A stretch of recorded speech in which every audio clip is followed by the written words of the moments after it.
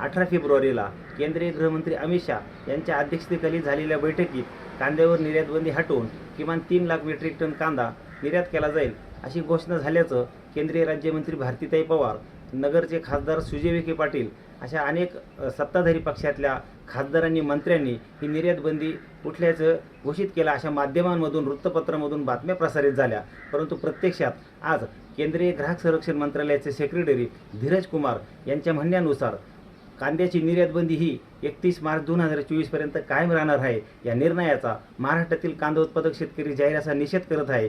एकीकडं शेतकऱ्यांच्या कांद्याला दर मिळत हा उत्पादन खर्चापेक्षा कमी मिळतोय आणि सरकार मात्र कांद्याच्या निर्यातबंदीवर ठाम आहे. यामुळं येणाऱ्या लोकसभा निवडणुकांमध्ये कांदा उत्पादक पट्ट्यामधून ह्या विद्यमान केंद्र सरकारला याची प्रचंड झळ सोसावी लागेल. केंद्र सरकारने तत्काळ कांद्यावरील निर्यातबंदी हटवावी अशी मागणी महाराष्ट्र राज्य कांदा उत्पादक शेतकरी संघटनेकडून करण्यात येत आहे.